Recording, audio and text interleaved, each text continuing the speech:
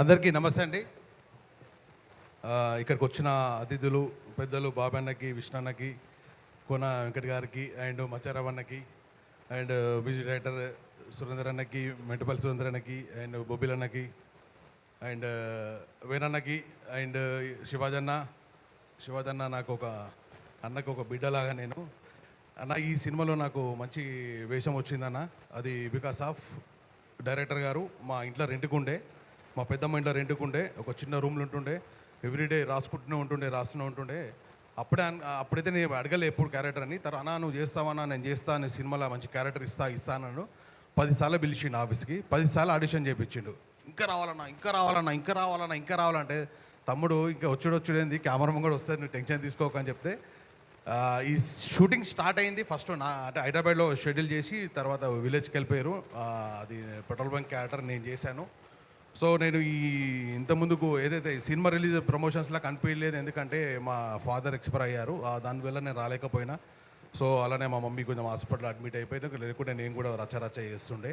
So ఈ cinema release అయినాక తర్వాత నా ఫోన్లో మెమరీ మొత్తం నిండిపోయింది. ప్రతి ఒక్కరు థియేటర్లు పోయి చూపించానా, బాగా చేసినామంటే తమ్ముడు 25 సంవత్సరాల ఇండస్ట్రీకి వచ్చి మంచిగా చేస్తేనే కదా 10 వేషాలు వస్తాయి, మంచిగా వస్తాయి. కాబట్టి నేను డాడీ విషయం, మమ్మీ విషయం కాబట్టి నేను రాలేకపోయినా, ఎందుకంటే నాకు ఇండస్ట్రీ అంటే ఒక కన్న తల్లిలాగా, కన్న తండ్రిలాగా. సో వేరే విషయం అయితే వచ్చేవాడిని కానీ నేను రాలేకపోయినాను.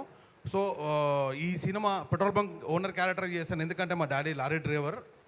పెట్రోల్ బంక్లలో లారీలు పెడతారు, ఆ టైంలో లారీ ఓనర్లు ఎట్లుంటారు, మన పెట్రోల్ బంక్ ఓనర్ ఎట్లుంటాడు, ఏం కథ అనేది చిన్నప్పుడే మా డాడీ చూపించిండు.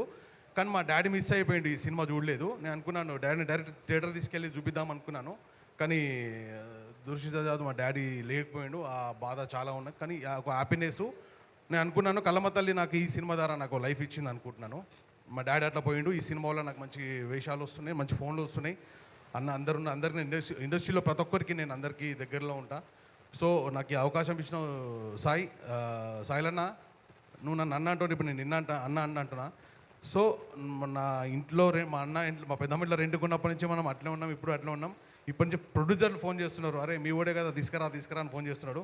ఆ స్థాయికి వచ్చినాం. ఇండస్ట్రీ నమ్ముకున్న వాళ్ళు ఎప్పుడైనా ఒక డే వస్తుంది ప్రతి ఒక్కరికి. నేను కూడా అదే, అంటే ప్రతి ఒక్కరు ఇండస్ట్రీ నమ్ముకున్న వాళ్ళు ఇక మనం అంటారు 2 పడవల మీద కాలు పెడితే ఒడ్డు ఏరుకోలేమంటారు, ఒకటే పడవ మీద. కాబట్టి నువ్వు సాధించినావు.